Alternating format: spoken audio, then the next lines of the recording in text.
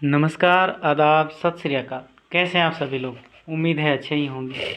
जैसा कि आप सभी को पता है कि एसएससी एमटीएस का एग्ज़ाम हो चुका है और सभी लोग इस बार एग्ज़ाम सभी लोग का अप्रोक्स सभी लोगों का अच्छा गया एन एवरेज की जब हम बात करें तो।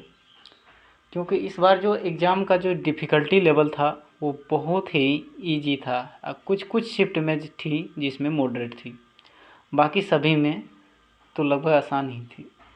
इस वीडियो में हम 5 बिंदुओं पर 5 पॉइंट पे बात करेंगे, जिनमें से सबसे पहला पॉइंट है कि नंबर ऑफ़ कैंडिडेट कितने अपीयर हुए थे पिछले साल की तुलना में। दूसरा नंबर का पॉइंट है कि नंबर ऑफ़ वैकेंसी इस बार कितनी थी और पिछला साल कितनी थी।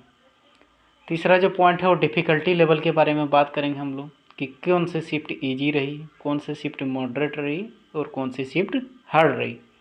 चौथा जो लेवल है उसमें हम लोग बात करेंगे कि कट ऑफ जो इसका है वो आंसर की आने के बाद यानी पीटी के लिए कितना जा सकता है और मैक्सिमम फाइनल के लिए कितना जा सकता है। और पांचवा जो पॉइंट है वो आंसर की कब आएगी। तो चलिए सबसे पहला पॉइंट जो है उसके बारे में हम लोग बात करते हैं कि नंबर ऑफ़ कैंडिडेट इस साल कितने अपीयर हुए थे। तो अगर परसेंटेज के हिसाब से देखा जाए तो पिछले साल और इस साल में ज़्यादा अंतर नहीं है। पिछले साल भी जितना सा अपीयर हुए थे इस साल भी इतना ही अप्रोक्स अपीयर हुआ था। पिछले साल और इस साल की अगर हम बात करेंगे तो अगर 100% कैंडिडेट ने अगर फॉर्म भरा था तो उनमें से मात्र 35 या 36% स्टूडेंट ने ही एग्ज़ाम दिया। तो इसका एग्ज़ाम देने से कोई फ़र्क नहीं पड़ता है, क्योंकि अधिकांश जो स्टूडेंट होते हैं वो ऐसे ही फॉर्म भर देते हैं और उनका जो क्योंकि वो ऐसे ही तैयारी करते हैं और उनका जब एग्ज़ाम आता है तो बोलते कि चलो नेक्स्ट अटेम्प्ट दे देंगे। तो चलिए इस बार अब वैकेंसी की बात किया जाए तो इस बार जो वैकेंसी है अच्छी वैकेंसी है, 7301 वैकेंसी है।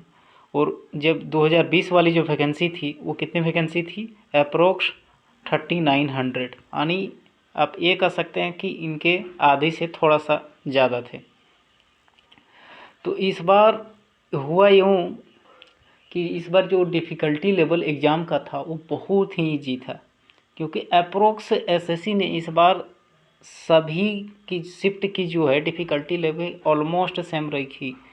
इसीलिए इस बार नॉर्मलाइजेशन जो होगा उसमें से ज़्यादा नंबर बढ़ने की संभावना नहीं है। मैक्सिमम 2 से 3 नंबर या अप्रोक्स कर सकते हैं। एन एवरेज हम बात करेंगे तो मैक्सिमम 4 नंबर बढ़ेंगे शिफ्ट के, क्योंकि डिफ़िकल्टी लेवल लगभग सेम थी, जिसके कारण नॉर्मलाइजेशन में उतना दिक्कत भी नहीं होगा। और इसका चौथा पॉइंट के बारे में बात करेंगे कि इसका आंसर की आने के बाद कट ऑफ क्या हो सकती है। तो बहुत सारे फैक्टर पर निर्भर करते हैं। अभी सब स्टूडेंट तो बोलते हैं कि हमने 95 अटैम्प्ट किए, 90 अटैम्प्ट किए, लेकिन और इसमें से मेरा इतना सही हो रहा है, इतना सही हो रहा है। लेकिन एक्चुअल में जब आंसर की आएगी तो उसी के अनुसार हम कट ऑफ बना सकते हैं, क्योंकि अनुमान होता है जब आंसर की आता है तो उसमें अंतर आ जाता है, 7 से 8 नंबर का अंतर आ जाता है, क्योंकि सबको लगता है कि ये मेरा क्वेश्चन सही है, लेकिन एक्चुअल में होता नहीं है। और किन्हीं स्टूडेंट जो कम अपने आप को आते हैं तो उनका भी कभी कभी मार्क्स बढ़ जाता है। तो इस बिना आंसर की आए इसका अनुमान लगाना थोड़ा सा कठिन है कि इस बार कट ऑफ। लेकिन ऑन एन एवरेज अगर अप्रोक्सीमेट की बात करें रॉ स्कोर की, तो इस बार अगर आपका raw score minimum raw score safe के लिए आपका 80 आना ही चाहिए। हम जनरल कैटेगरी की बात कर रहे हैं, क्योंकि अगर आपका आंसर की आने के बाद कट कुट के अगर 80 नंबर आ रहा है आपके, तो आप रेस में बने हुए, क्योंकि हो सकता है नॉर्मलाइजेशन में आपको 5 या 4 नंबर का इंक्रीमेंट देखने मिले, तो उसमें आपके रेस में बने रहने की संभावना है। इतना आएगा तो कंफर्म है कि आपका पीटी प्रीलिम्स तो निकल जाएगा और आप फाइनल सिलेक्शन की दौड़ में बने रहेंगे। अब पांचवा जो पॉइंट है उसके बारे में हम लोग बात करते हैं, जिसका आप सभी लोग को इंतज़ार है। पांचवा जो पॉइंट है जिसका सभी आप लोग का इंतज़ार है कि आंसर की कब आएगी। तो इसके लिए कुछ हम लोग डाटा के बारे में बात कर लेते हैं, क्योंकि पिछला बार जो हुआ यूँ था कि पिछला बार जिस समय एग्ज़ाम फाइनल हुई थी उसके 10 या 12 दिन के बाद एग्ज़ाम का जो आंसर की था वो आ गया। तो आप सभी को पता है कि इस बार जो लास्ट जो एग्ज़ाम था वो 26 जुलाई को था। और 26 जुलाई को एग्ज़ाम होने के बाद अनुमान कर सकते हैं कि 5 से 8 तारीख के बीच आपका आंसर की आ जाएगा।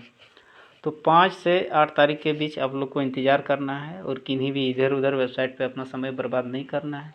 एग्ज़ाम जिनका अच्छा गया तो अच्छी बात है, नहीं गया तो आप अगले की तैयारी करें। और इसी तरह के वीडियो में बने रहने के लिए हमारे चैनल को सब्सक्राइब कर सकते हैं अगर आपको अच्छा लगा हो तो।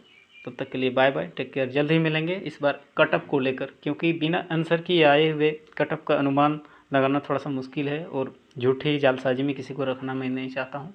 और कोई भी अगर आपको बताए कि इतना कटअप जाएगा उतना, मैंने 80 जो अभी बताया वो अप्रोक्सीमेट बता दिया, अनुमानतः। हालांकि आंसर की आने के बाद थोड़ा सा 1 नंबर या 2 नंबर का प्लस माइनस हो सकता है। तो मिलते हैं नेक्स्ट वीडियो में, तब तक के लिए बाय बाय, टेक केयर।